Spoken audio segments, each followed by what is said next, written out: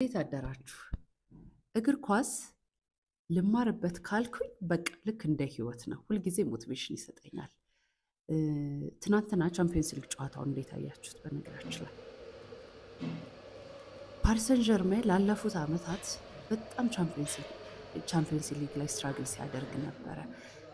በዚህ ዓመት ያለፈው ክረምት ደግሞ ምባፔን ሲለቅ በቃ አለቀለት አበቃለት ምናምን ተብሎ ነበር። አንዳንድ ጊዜ ደግሞ ሚዲያዎችን በጣም ነው የሚያግዙት። ከዛ ምባፔ ወጣ። የመጀመሪያው የቻምፒየንስ ሊግ ጨዋታዎች ላይ 5-6 ጨዋታዎች ላይ በጣም ስትራግል እያደረገ ነበር። ታስታውሱ ከሆነ በአርሰናል ራሱ ተሸንፎ ነበረና ግን ከባለፉት ዓመታት የተሻለ ስብስብ ኖሮት አይደለም ዘንድሮ ያሸነፈው።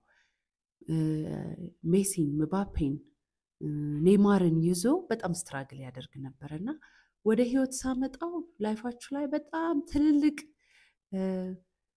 የሚባሉ ሰዎች የሚባሉ ጉዳዮች በጣም ወሳኝ የሚባሉ ነገሮች መተው ያቃቱንን ነገሮች ስንተዋቸው ሜቢ እንደዚህ አይነት ብለሲንግም ሊያመጡ ይችላሉ። እና ማታ ይሄንን ከባሌ ጋር ዲስከስ እያደረግኩኝ ነበር እና እንዲሁ በጠዋት ተነስቼ ህይወትና እግር ኳስን አያይዤ ሞቲቬሽናል ስፒከር ነገር ሲያደርገኝ ማለት ነው። የሆነው እሱ ነው። አሰልጣኙ ራሱን የቻለ የራሱ ሞቲቬሽን ነበረው። ይህንን ነገር ለሁለተኛ ጊዜ ሊያነሳ የፈለገበት ልጁን በሞት አጥቶ ነበረ እና ከዛ መመለስ ይፈልግ ሪከቨሪ ያደርግ ነበረ። ግን ደግሞ እንደ ቲም በጣም ኮሌክቲቭ የሆነ ቲም መስራት ቻለ። በቲም ደረጃ አሁንም በጣም ኤክስፔንሲቭ የሆነ ቲም ነው። ቆንጆ ማለት በጣም አሪፍ ተጫዋቾች አሉ። አሁን ራሱ በቅርብ ያመጣው ልጅ ካቫራትስካሊያ የሚባለው ልጅ ራሱ በጣም ትልልቅ ስታር የሆኑ ተጫዋቾች አሉ። ግን ኤንሪኬ ያደረገው ምንድነው? ኮሌክቲቭሊ ቲም ነው ቢውልድ ያደረገው። ከዛ ባለፉት ዓመታት በጣም ኤክስፔንሲቭ የሆኑ በጣም ዓለም ላይ ነምበር 1 የሚባሉ ተጫዋቾችን ይዞ ያላሳካውን ነገር ፎር ዘ ፈርስት ታይም የፓሪስ ሰን ዠርሜን የቻምፒየንስ ሊግን አነሳ ማለት ነው።